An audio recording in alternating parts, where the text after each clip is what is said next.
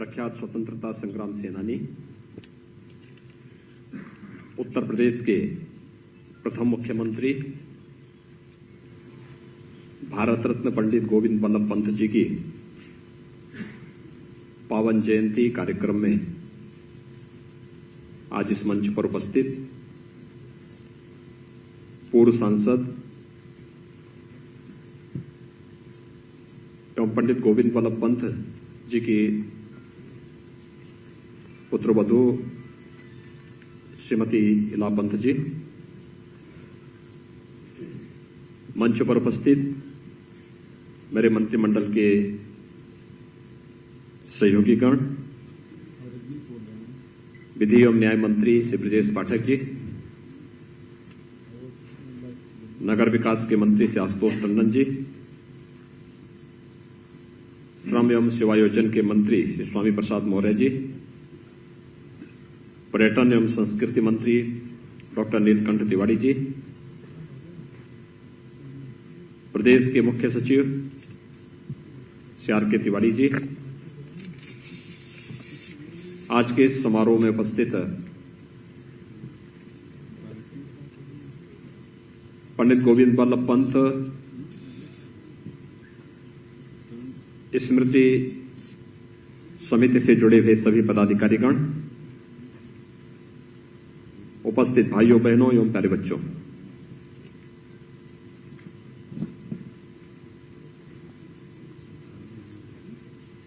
प्रख्यात स्वतंत्रता संग्राम सेनानी और प्रदेश के प्रथम मुख्यमंत्री पंडित गोविंद बल्लभ पंत जी की पावन जयंती के कार्यक्रम को आज पूरा प्रदेश और पूरा देश उत्साह और उमंग के साथ आयोजित करने के साथ ही इस महान स्वतंत्रता संग्राम सेनानी के प्रति उनकी स्मृतियों को कोटि कोटि नमन करते हुए अपनी विनम्र श्रद्धांजलि अर्पित कर रहा है। मैं इस अवसर पर प्रदेशवासियों की ओर से इस महान स्वतंत्रता संग्राम सेनानी और प्रदेश के प्रथम मुख्यमंत्री, जिन्होंने प्रदेश के विकास को भारत की भावनाओं के अनुरूप एक नई दिशा देने का कार्य किया था, ऐसे भारत माता के महान सपूत पंडित गोविंद बल्लभ पंत जी को प्रदेशवासियों की ओर से कोटि कोटि नमन करते हुए विनम्र श्रद्धांजलि अर्पित करता हूं। भाइयों बहनों, हम सब इस बात को जानते हैं कि उत्तर प्रदेश में 1937 से 1939 तक और उसके उपरांत 1947 से लेकर के 1954 तक प्रदेश के मुख्यमंत्री के रूप में पंडित गोविंद बल्लभ पंत जी का एक यशस्वी नेतृत्व उत्तर प्रदेश को प्राप्त हुआ था। वे प्रख्यात स्वतंत्रता संग्राम सेनानी थे। आज के उत्तराखंड के अल्मोड़ा जनपद के एक छोटे से गांव में उनका जन्म हुआ। प्रारंभिक शिक्षा के बाद प्रयागराज में उन्होंने अपनी उच्च शिक्षा अर्जित की, लेकिन उच्च शिक्षा अर्जित करने के दौरान ही देश की स्वाधीनता के प्रति मन में जो उमंग था, जो एक ललक थी, जो एक उत्साह था, वह उन्हें देश के स्वतंत्रता संग्राम सेनानियों के निकट लाकर के और इस अभियान का एक प्रमुख सेनानी बना दिया।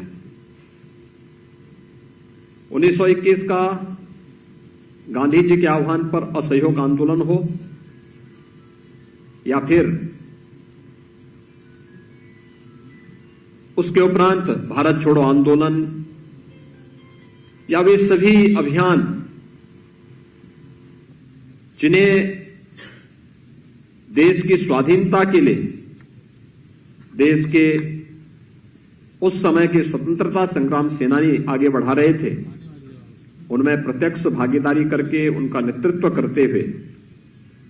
उन्होंने अपने जीवन का एक हिस्सा बना लिया था। लखनऊ का काकोरी कांड, जिसमें भारत के खजाने को भारत के खिलाफ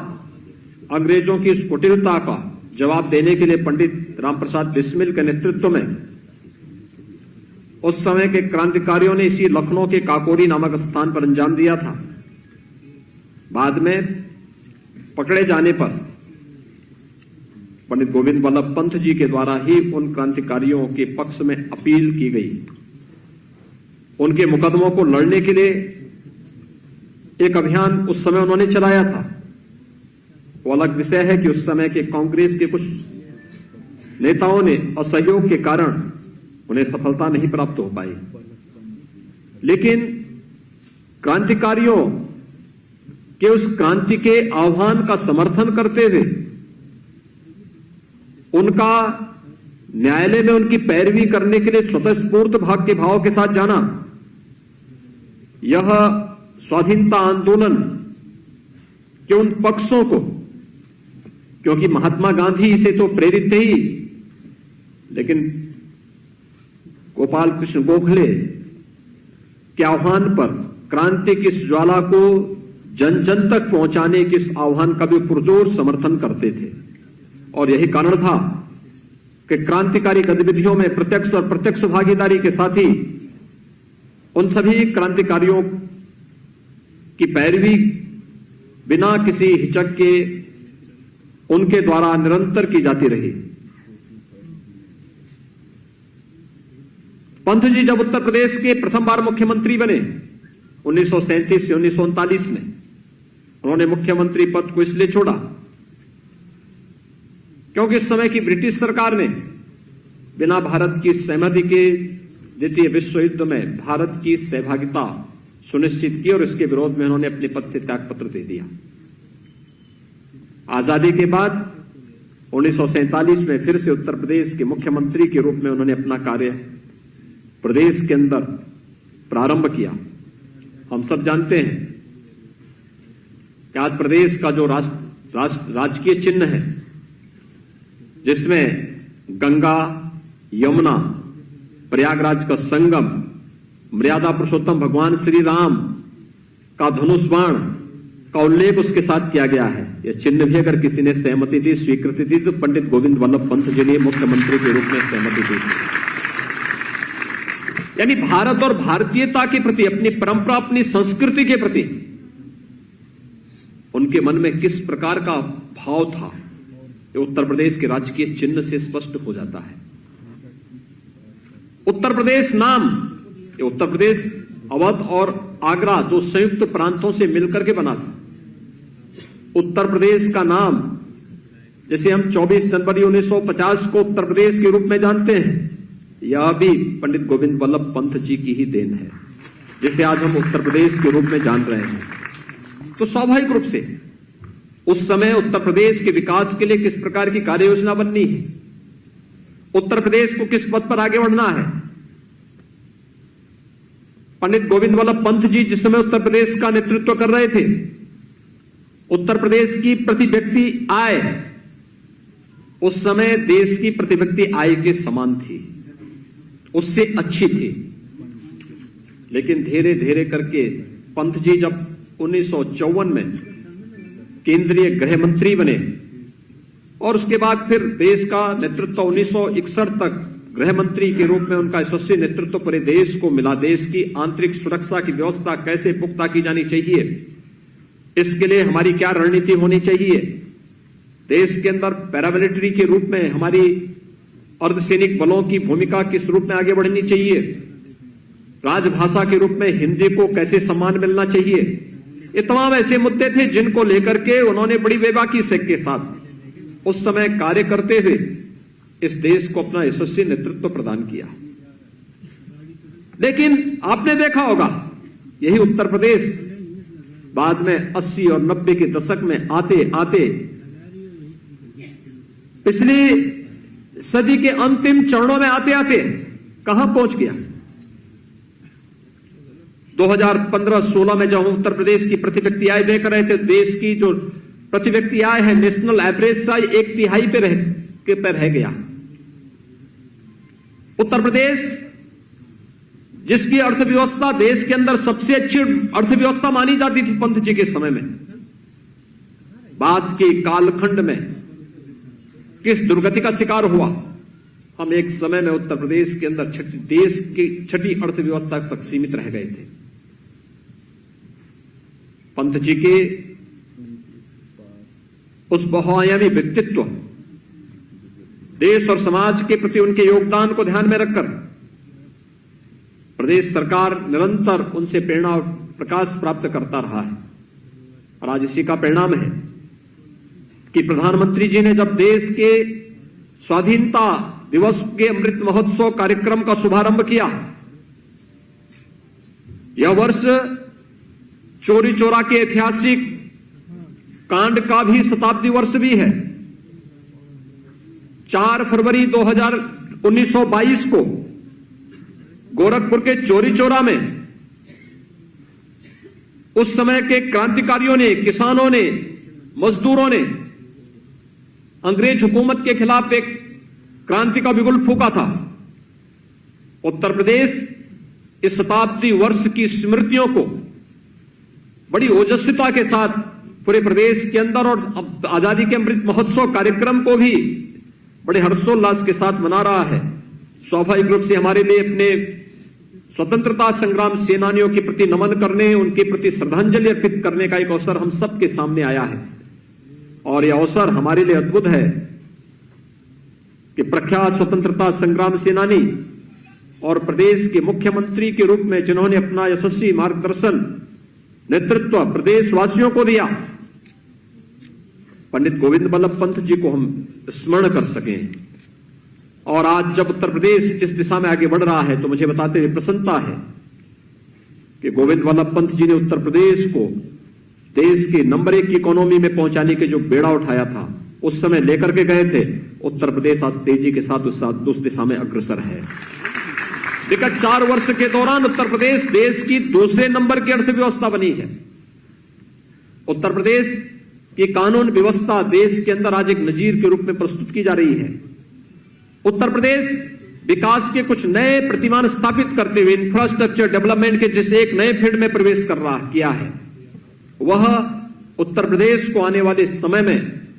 उस दिशा में अग्रसर करेगा जहां पर इन महान स्वतंत्रता संग्राम सेनानियों ने उत्तर प्रदेश को और देश को देखने का सपना साकार किया था। हम सब आभारी हैं प्रधानमंत्री मोदी जी के, जिन्होंने अमृत महोत्सव वर्ष में देश के इन सभी महान स्वतंत्रता संग्राम सेनानियों की स्मृतियों को जीवंत बनाने के लिए एक नई पहल प्रारंभ की है। और मैं धन्यवाद दूंगा श्रीमती इला पंत जी को, जो आज यहां पर स्वयं इस समारोह में उपस्थित हुई हैं। यहां पर पंडित गोविंद बल्लभ पंत एक स्मृति समिति है, स्मारक समिति है। वह समिति हर वर्ष इस कार्यक्रम को आयोजित करती थी और मुझे प्रसन्नता है कि आज इस वर्ष इस समारोह में आप स्वयं भी इस समारोह में उपस्थित हुई है। मैं इस अवसर पर आपका हृदय से स्वागत करता हूं, अभिनंदन करता हूं। मुझे प्रसन्नता है कि इस अवसर पर आपके पुत्र श्री सुनील पंत जी भी इस कार्यक्रम में उपस्थित हुए हैं, अन्य शुभचिंतकगण उपस्थित हुए हैं। आज उत्तर प्रदेश के सभी 75 जनपदों में ये समारोह आयोजित हो रहे हैं। भारत माता की इस महान सपूत, प्रख्यात स्वतंत्रता संग्राम सेनानी और प्रदेश के प्रथम मुख्यमंत्री पंडित गोविंद बल्लभ पंत जी को हम सभी लोग न केवल उनकी स्मृतियों को नमन करते हुए उन्हें अपनी श्रद्धांजलि अर्पित कर रहे हैं, बल्कि उनकी प्रेरणा और प्रकाश से हम एक नई दिशा प्राप्त कर रहे हैं। इस अवसर पर मैं एक बार फिर से प्रदेशवासियों की ओर से आपका, आपके परिवार के सभी सदस्यों का हृदय से स्वागत करता हूं, अभिनंदन करता हूं और उत्तर प्रदेश के प्रथम मुख्यमंत्री के रूप में उत्तर प्रदेश वासियों को एक नई दिशा देने वाले